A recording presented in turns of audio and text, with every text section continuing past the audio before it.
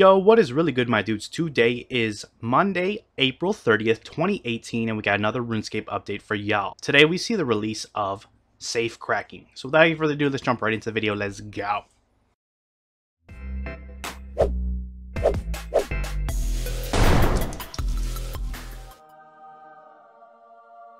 Alright guys, so Safecracking is a new training method for your thieving skill, which you have unlocked after you complete the buyers and sellers quest, as well as the related capers, which is those mini quests that come after to fully upgrade your Thieves Guild.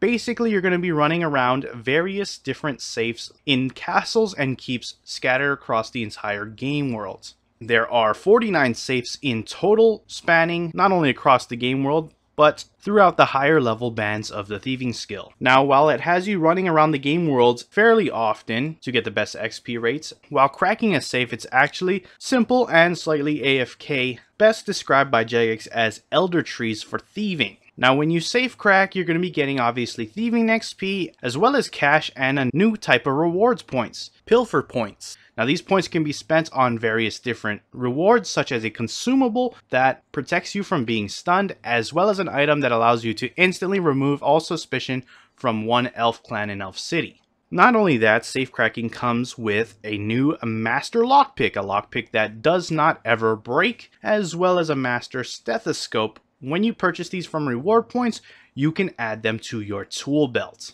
Keep in mind that those things are needed for Safecracking overall though, so you're going to have to get your hands on that in the Thieves Guild. And if you happen to be a Gold Premier Club member this year, head on over to the GE and talk to the Guardian of the Vault for 500 free pilfer points. So that's pretty much it. Run around the game world, try to find all those safes, and soon we'll find out the best routes to take on these safes. So get out there and start thieving. With that out of the way, guys, we're going to head on over to the patch notes and see exactly what we've got going on over there. So let's check it out. Catching hell rats barehanded no longer uses the animation for catching implings. The female runecrafting guild wizard should now work as expected when performing her animation. Some pathing has been corrected north of the observatory. Added some blocking to a section of the Falador garden wall.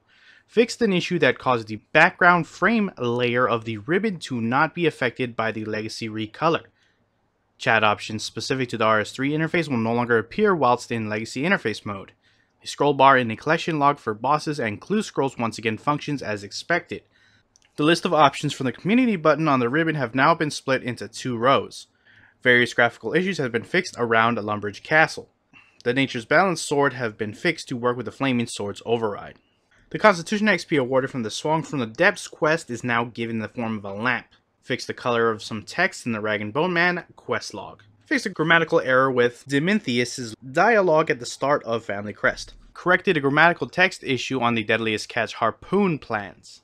A black rectangle will no longer appear in the center of players' screens when entering certain areas during While Gothic Sleeps quest. Fixed an issue in the Hero's Welcome quest that meant that players are unable to progress even if they gave the correct answers about V. Hollow trees will now give the correct amount of XP when successful while used in conjunction with porters. You'll no longer unlock the title, the Statuesque, when handing in golden rocks after already completing the achievement. Your interfaces will no longer be closed in Dungeoneering when someone goes through a door.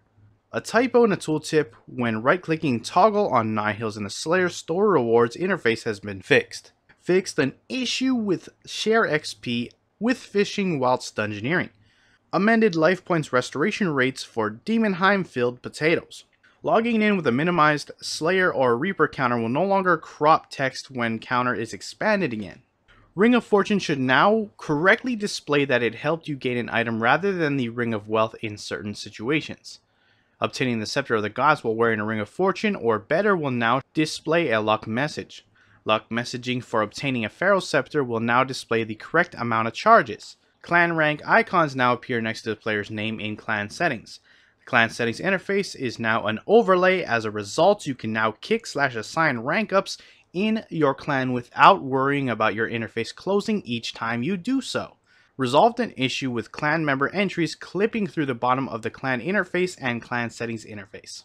Fixed an issue that was closing information boxes on the tool belt. Corrected an issue where destroying certain lucky items asked you if you wanted to drop them. The augmented strike bow special attack will now deal the correct amount of damage. Magic Carpet Golden will no longer appear on the follower's pet tab if unowned. Activating the farming skill cape perk or a patch bomb on grapevines should now correctly inform the player of how many produce they received. Corrected a typo when confirming that you wish to teleport with the modified farmer's hat. Renamed Kazari Jungle to Kazari Jungle with a capital J. Players no longer can kill cave goblins under Lumbridge Castle through the wall with ranged. Dungeoneering token bags are now redeemed automatically when pickpocketing Melior workers. Improved legibility on the Melior Potion recipe shop for potions with multiple effects. The I don't know option now appears correctly on bank pin interfaces. Letters I and B no longer behave as keybinds when searching for an item to buy in the Grand Exchange. Fixed an issue where targeting a Vitalis NPC during the Vrago encounter that was not assigned to you could show the incorrect name of the NPC. A disconnection when selecting recipes you don't meet the requirements for has been resolved. The player's name is once again centered in the Player Examine interface. Fixed a typo in the Prif Dennis Waterfall Fishing Agility shortcut Cliff Examine. Bladed Dive can now be used when under the effects of the Metamorphosis ability. Teleporting with the Ectofile will no longer empty it. A backdoor has been added to the kitchen within Lumbridge Castle similar to Old School. This door will be open permanently. A teleport to Relica Market has been added to the Fremnik Set Elite Task Reward for the Fremnik Sea Boots 4. Added a game time clock to the lobby. The Spin Flax spell no longer requires you to target an item in your inventory to cast. The world icon in the lobby will now take you to the World Select tab in the lobby.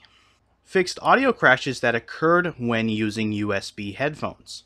Windows XP support has been removed from the NXT installer. Fixed an issue whereby large NPCs' lower bodies would sometimes reset back to their default idle states. Fixed an issue whereby the game would show black textures under certain circumstances. And finally, fixed an issue that caused textures to not load in properly for some players. A cache re-download may be required. And that is it for your patch notes as well as the main game update. Links to both of those will be down in the description below if you want to go check them out for yourself. And that is it for the video. If you enjoyed it, hit that like button. If you're not subscribed yet and you want to stay up to date on all things RuneScape related, then hit that subscribe button. Anyways, I appreciate you watching. I am out. Peace.